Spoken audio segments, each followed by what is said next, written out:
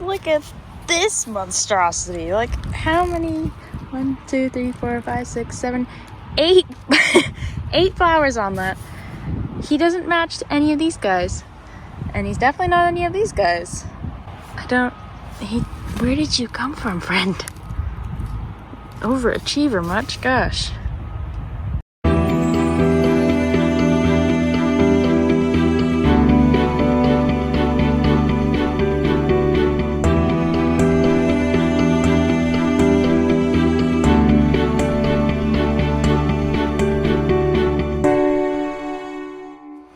Hey everyone, it is Brittany here with Green Bee Flowers. If you are new to our channel, we are a 2.5 acre cut flower farm and boutique florist shop in small town Southwestern Ontario.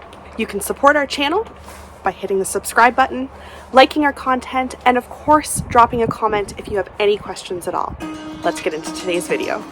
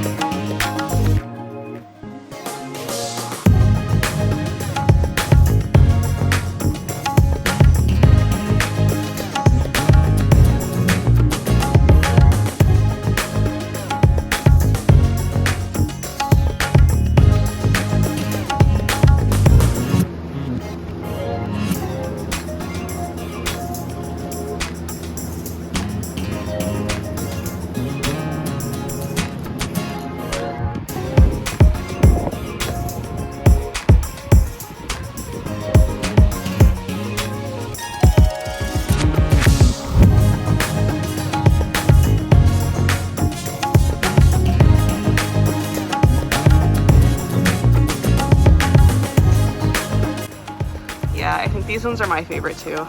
I'm fairly sure I ordered more of these for next year. So it's that time of year now where the farm tasks start. I got it. So we're at that time of year now. Okay, so first of all, I think I'm funny. Where the farm tasks start coming and they don't stop coming. Okay, don't do that again. Anyways, I was just taking a walk around the farm and it's quite windy today, so I don't know if I'm going to do the full April farm update, but suffice to say there's a lot of things that need to be mulched, that need to be netted, that need to be pinched, that need to be picked. And it's kind of fun. Caitlin is out in the tulip patch picking some of our singles and doubles. We've probably got at least about 2/3 of that patch picked now. We had a bit of a cooler issue this past week, which is that when they tried to turn the cooler on, the fan blew sparks. That has since been fixed, but that was a journey. Getting that done. So now our tulips are nice and cold. They are being set in the cooler at 3 degrees Celsius. We have crates and crates and crates and crates and crates of tulips that we are preserving for Mother's Day, which is now 2.5 weeks out. So the race is on, but I want to start today by picking some anemones because they are seriously so beautiful. The stems are getting to be a much better length, and the girls will be excited for those at the store this week.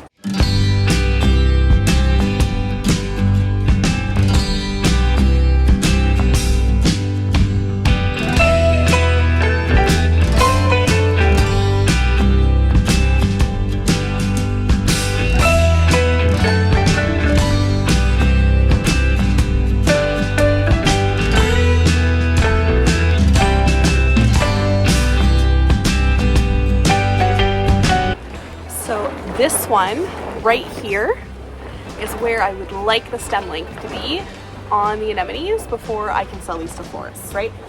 Right now, a lot of them are kind of around the 6 inches. Incidentally, the same height as the muscari. I want them closer to 10 inches. Oh my gosh, it's windy. We're in for a storm today, guys. So on the way to the daffodil patch, I happened to notice that there is some really pretty muscari ready. We missed the pink variety this year, which is fine.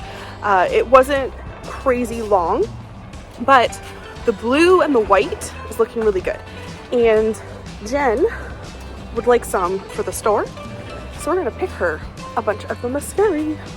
Now, I'm gonna actually pick the muscari the same way that we pick the daffodils with regular hyacinths, right? We dig up the whole bulb because we harvest them similar to tulips.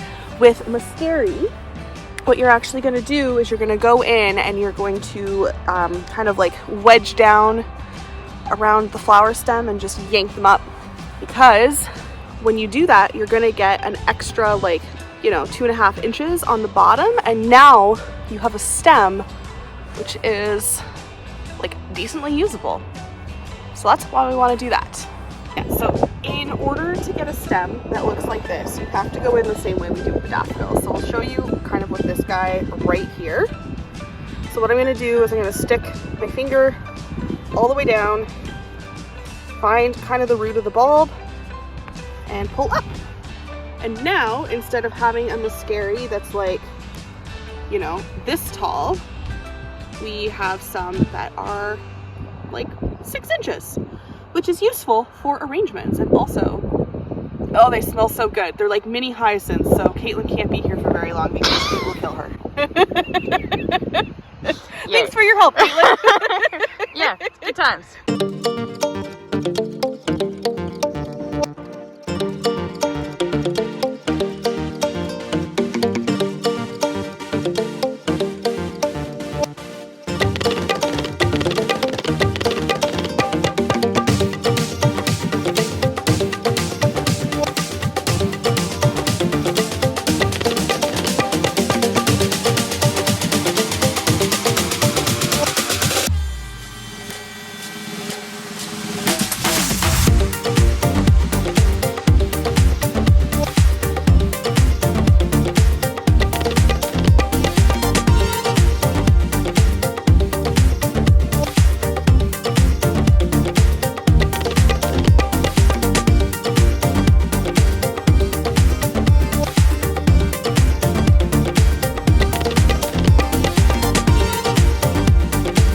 Well, we'll have to stop because the last time we put daffodils in the cooler that were wet, they got moldy. So we're not going to do that.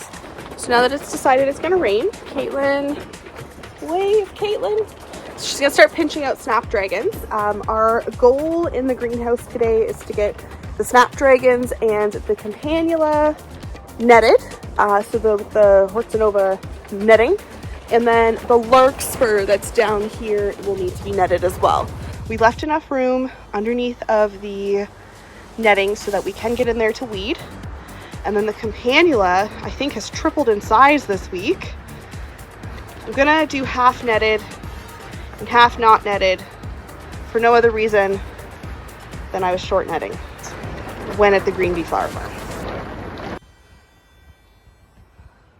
One of the tasks that desperately needed to be done is we pulled up the landscape fabric this year on the delphinium, and we'll eventually start to do this with more of the perennials as we get there. Sorry, just Caitlin like.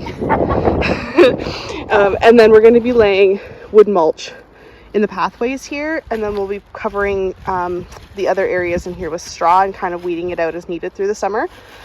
One of the things with growing delphinium on the farm is that it can get particularly windy right here in this exact corner. So part of what we are trying to do is do some preventative control and just not hopefully lose any flowers to just generally lopsided plants this year. So netting, farmer's best friend.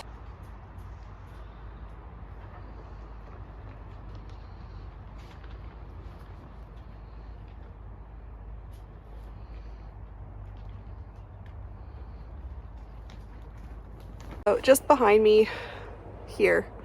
These are my stunty ranunculi, ranuncula, if you will.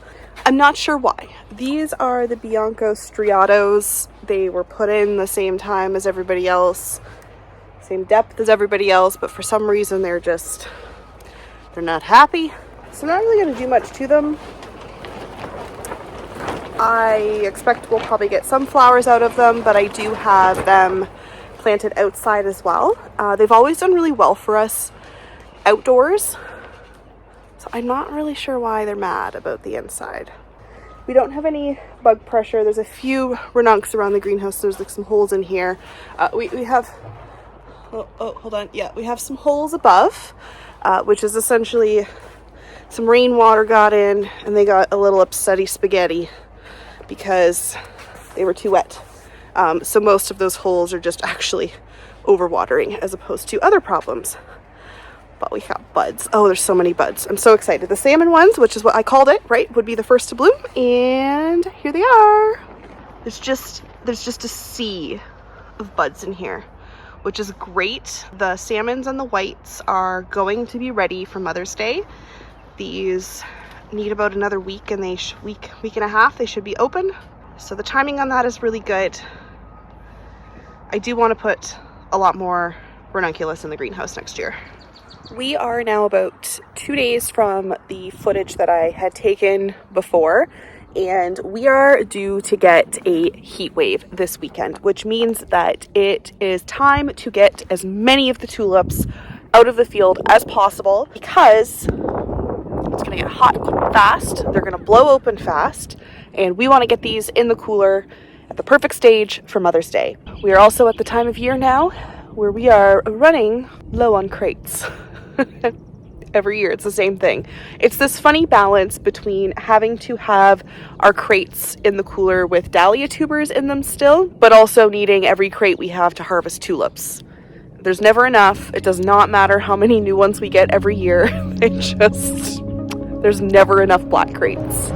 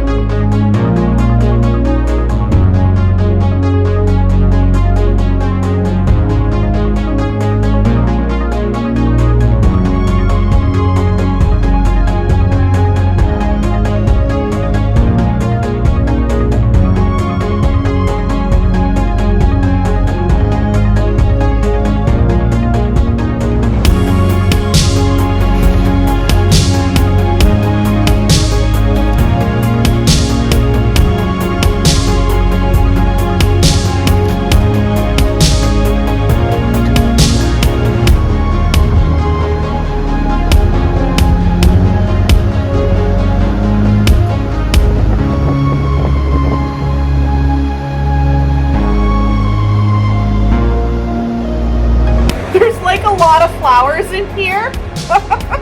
It's so much.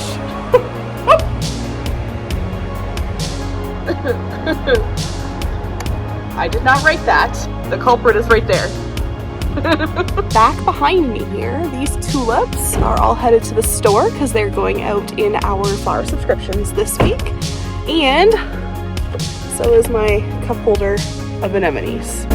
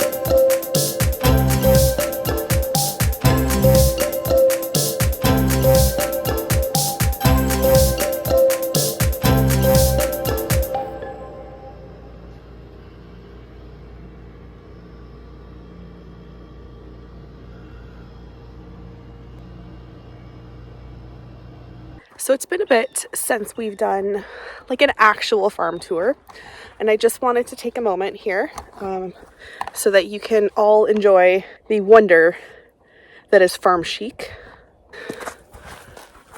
Outfit of the day. Peep the shoe. Anyways, we're gonna go for a walk around because stuff has changed a bit since I did the March, I guess, farm walk. So we'll start right here behind me. So this is the row of outdoor ranunculus that we put in about a month ago. It's greened up beautifully. It's looking really, really nice. I know how my arms work. There we go. On this side, now this one, on this side specifically, we have anemones planted. And then up further down to the end, we have more ranunculus in. We don't do much to these, so I'm kind of, I don't know, I'm over, I think, caring a lot about what the frost does to the outdoor ranunculus and anemones. And it's not because we're late. Well, I mean, it's a little bit because we're lazy, but I have enough ranunculus and anemones at my gardens at home that have overwintered now like 3 years. And I basically plant the outdoor succession of ranunculus so that we still have blooms going on these kind of into mid-June once all the greenhouse flowers are done, right? They're going to fill mason jars for the market. It's fine. We're not looking for like 12-inch stem cloney Hanoi out of these. But yeah, okay. So this one's a little bit going to be interesting, and I'm gonna flip you around for these. Now, I should preface this by saying we've never grown lisianthus at the farm before. This is a first for us. And this entire row does actually have living, breathing, partially growing lisianthus in it. See, you can see the green sprouts. And we do have to cover these tonight because there's going to be a frost, but after that I think they should be okay. Lizzie really likes to have cold roots. I'm not disappointed actually with how these are doing. I think for our first year this was, you know, $60 in seed well spent, and I will keep you updated on that row. Now back over there is where the tulips are. This is kind of, I'll give you like the full panoramic view of the farm. One thing I need to do this year is actually invest in walkie-talkies, because when we started here it was about half an acre. We were only growing from like where my husband's truck is there to like the end where the tree is there, like that little section was the first year of the farm here at this plot. So it's gotten a little bigger. So I'll show you kind of like from end to end. So if we are to walk all the way down to this end, a few things we're going to start seeing over the next couple weeks. So the first one is that creek that's right kind of there. So like right over there where the tree is. That is kind of the end of this field. We are going to put sunflowers in this patch here, kind of like, I don't know, 160 to 100 feet back. Got a lot of sunflowers to put in this year. I have told you guys this before. I like to use sunflowers as kind of like my first crop to go in ground that we haven't broken into yet, because it's a really easy one to just like get the ground turning, right? So then here's the full view of the farm. So you can see just how far back the greenhouse is, right, from where I'm standing. And then way past the greenhouse, all the way back there, that's the tree.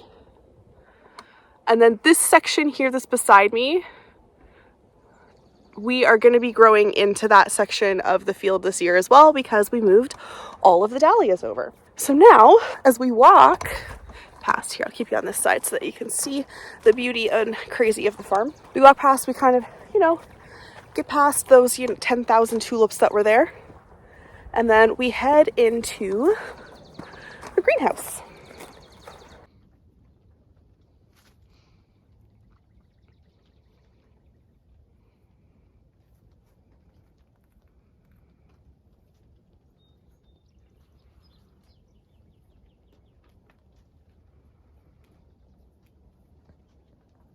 There has been a lot of growth happening in the greenhouse over the last week. The larkspur that is here is starting to put up its center shoots. So hopefully that means within the next 3 weeks we should be starting to see buds on those.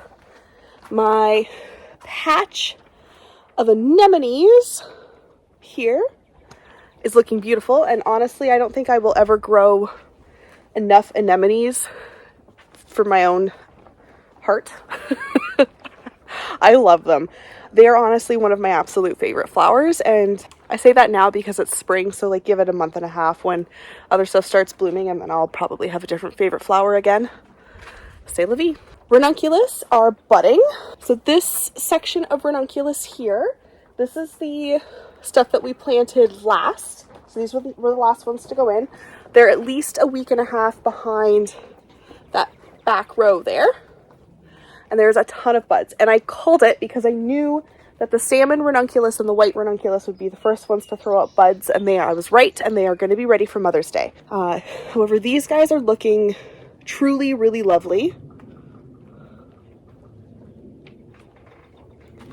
New colors for us in this patch I'm really excited to see, but like, oh, it's looking so good in here. So if we meander our way down to the ranunculus patch, just get like this view. Okay, you'll see. One sec. My whole patch is just throwing up so many buds.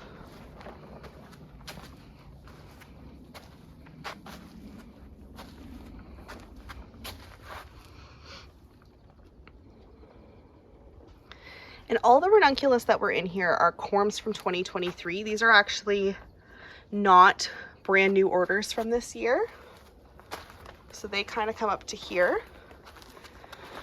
And then this section behind is my trial of cloney ranunculus.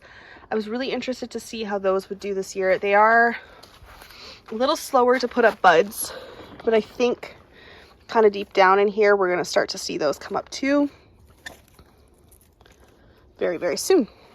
2 days ago, Caitlin pinched these snapdragons, and the difference from now until then, like in 2 days, is absolutely crazy.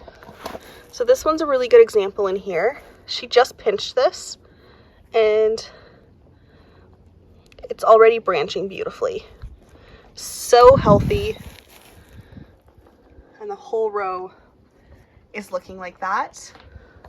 Now, the variety of snapdragons that we have planted in here is the Costa Silver, the Costa Apricot, and a Costa Mix. Again, that seed is from 2023. I would just wanted to try it in here because it is supposed to be an earlier variety, but I wanted to try it without necessarily committing to having like the Potomacs in here all summer. If these goes well, goodness gracious, if this goes well, we may. So for starters, I want another one. I want another one of these. And I would love to have just 2 straight rows of snapdragons. We use a ton of snapdragons in the store. So to be able to have like our own grown source for those, I think would be really, really wonderful. Now, beside me here, we've got Baby Bells of Ireland. These have also really perked up within the last week. But what I'm really impressed with is my Bupleurum. I've never had a really good success with Bupleurum. We started that from seed, and actually that was old seed as well. The germination rate on it wasn't great, and I probably only have maybe, I don't know, 75 to 80 seedlings in here anyways. But we wanted to try it, so we're letting that grow, and this might be the answer, is to just have it in the greenhouse for earlier crop. Next, the Orlea that we put in. Again, I started those from seed. I didn't just like sprinkle them on and hope for the best. Those are looking really lovely. And then beside that as well is Nigella, which is also starting to put up its center bud shoots. So that is the greenhouse tour. And we're gonna head out to the other part of the farm. So the greenhouse is right behind me here. And if I turn myself around, we walk right out onto the peony patch. These are So for starters, I don't have any coral charm peonies in here. It's one that I just don't need to grow because there's enough other growers locally that have that one going, but I didn't really feel the need to put it in. So my peonies that I have in here are mostly June blooming peonies. They are on their second year, and they're growing.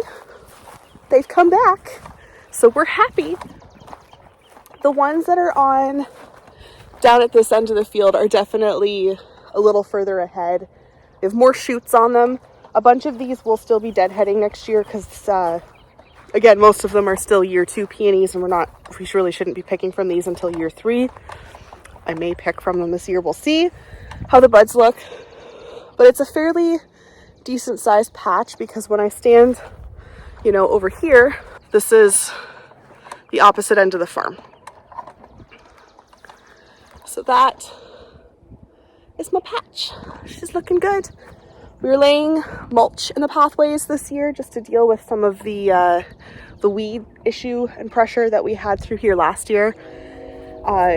Peonies are still a monocrop, right? So we definitely want to make sure that we are putting nutrients back into the soil and not laying, I don't think, any extra landscape fabric in here if we don't have to. Then on the other side of the peonies here, we'll push into the field again another 30 feet, and that's where our dahlias will be going in.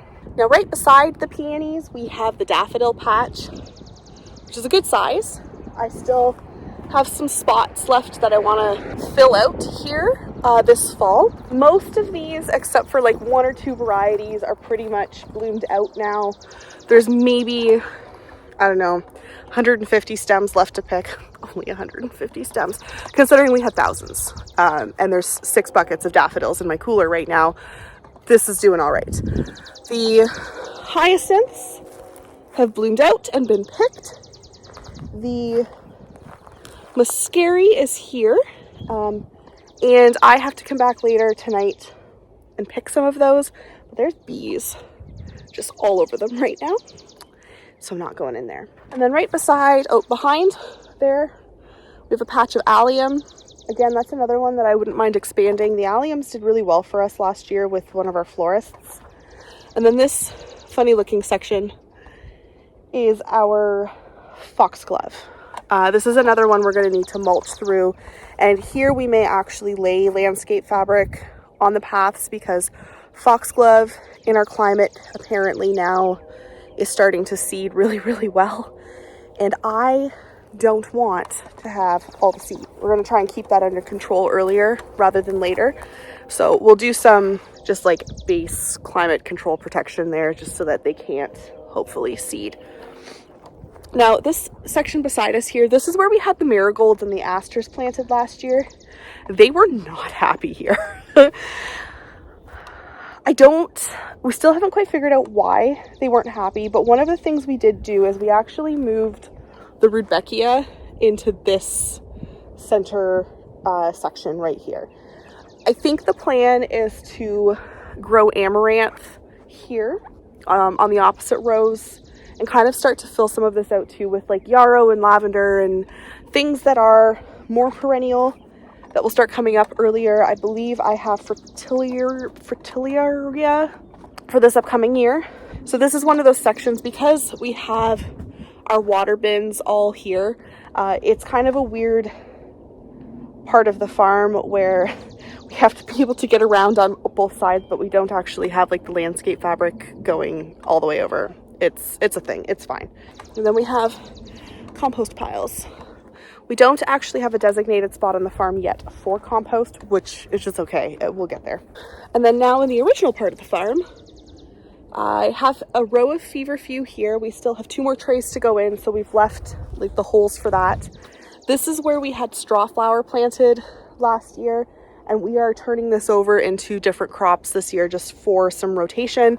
Most of our straw flower, gomphrena and stuff is going to go down at that end over there where we had things like the cosmos and the zinnias and the status planted last year. So we're pretty intentional about making sure we're not planting the same things in the same spots every year, with the one exception being the bachelor's buttons.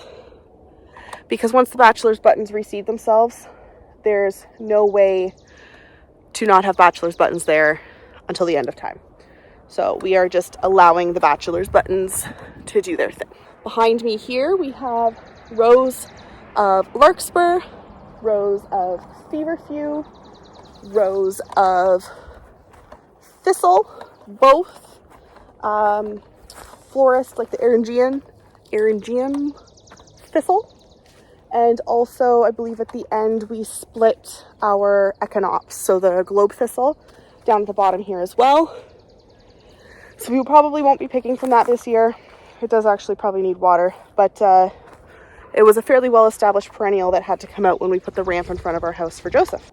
This little funny section here is perennial bee balm. Again, I wanted to have some stuff that was more foliage for picking and smelled really good in the early summer before the blight sets in. We have a little patch of Shasta daisies. We use them. I don't know why, but they've been really popular and they look great in bouquets if you can pick them at the right time. And then this 2 days ago was the mulched area of delphinium, which is looking really lovely. Behind me, we also have rows of larkspur, which will all need to be netted. And as well, we'll be putting, we've got our Leia in here behind me, and we'll be putting in our Dara and our Amni back where they were, over in that weedy patch there, simply because they overwintered. So we're just gonna kind of like fill in the holes. So that is the farm tour, guys. It's coming back to life. There's a lot of weeds. We have a lot of netting to do. And over the next couple weeks, we have a lot of planting. It's really going to start to take shape once we get a lot of our dahlias in. And I think that'll be really cool to see for you guys as well. Now, as a quick announcement, I am planning on doing a live this Saturday. So April the 27th at 7 p.m. Eastern Standard Time. So you'll have to like math that out for your time zones. And my plan to be answering any questions you might have about the flower farm or the shop. So I would love it if you could head on to the posts I have on the community tab on the page and post any questions that you may have there, and I will do my best to answer them. Otherwise, thank you so much for watching today. I hope that you are as excited for farm season as we are. We've got a whole bunch of fun stuff planned for the farm this year. If you have any questions, drop them in the comments below. Thank you so much. Have a great day, guys. Bye. You know it's summer when Nick breaks out his straw hat.